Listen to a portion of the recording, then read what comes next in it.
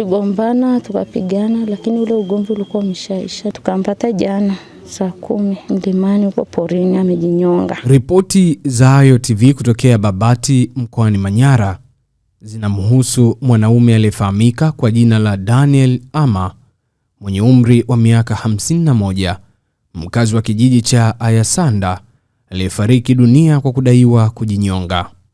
Inaelezwa kuwa mwili wa marehemu ulikutwa ukining'inia katika msitu wa Bereko Machi 15 ya mwaka 2026 baada ya kuripotiwa kupotea kwa takribani siku moja.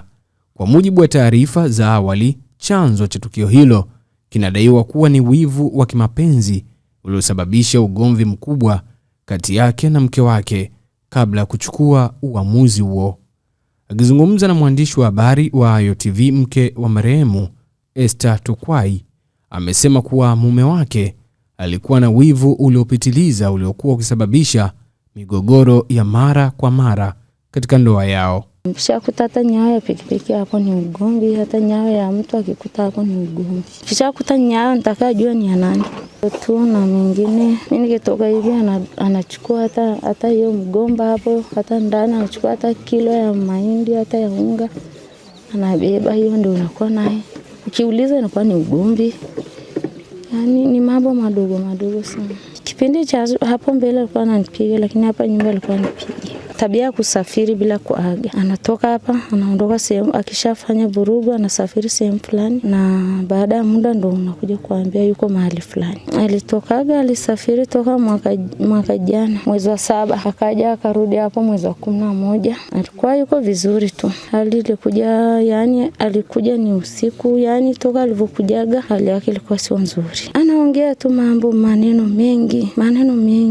Anaweza kutoka hapa akaenda sehemu fulani, hachukui muda anakuja. Anachokikutana nacho hapo anaweza kuja kuambia hapo, mama fulani leo nimetukanwa, wewe ni mlevi. Sasa hiyo mimi naichukulia hapo kwa sababu nimeshamjua tabia yake koje. Hata yeye alikuwa anaumwa tu mkono hapo juzi, aliibuka tu kama, yani hata hatojajua ni kama uvimbe tu ulitokea hapo kwenye mkono. Sisi kama familia akasema sasa huo mkono mbona kama unataka kuleta kitu kingine, na familia yote tukakubaliana tunamchangia. Mimi nimetoka hapa nimeenda kutafuta hela, niliporudi nikakuta mtu hayuko nyumbani. Nauliza watoto, baba yuko wapi? Watoto wananiambia baba ameenda hospitali. Sasa mimi nilipotoka nimeenda kutafuta hela, nikasema mbona mimi sijatafutwa? Nikasema labda hao ni watu wazima, kama mtu amelazwa hata ya kwangu mimi nitapeleka kesho hata asubuhi, maana tulikubaliana tumchangie sisi kama familia. Sasa jioni mtu alipokuwa hayupo mimi nikalala. Ilipofika saa 5 nikaanza kutafuta simu ya shemeji yangu ile tuliyokubaliana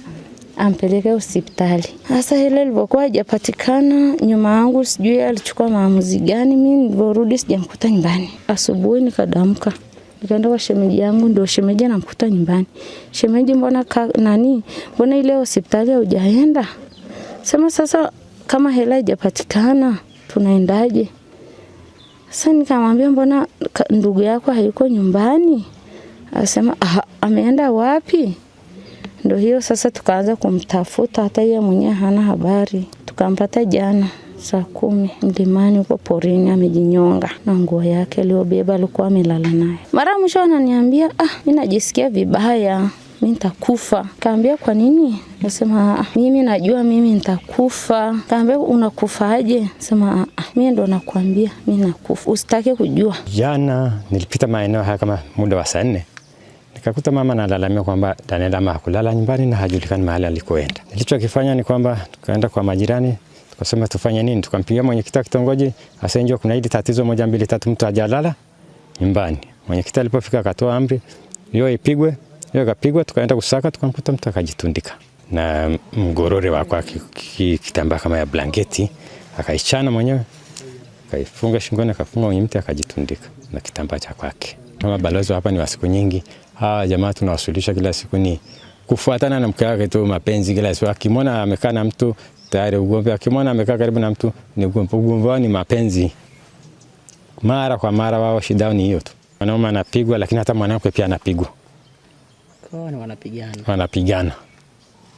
Ukimkuta hata mama ana maalama tu kwa kipindi mbele amepigwa, utakuta na yeye ana maalama mbele pia amepigwa.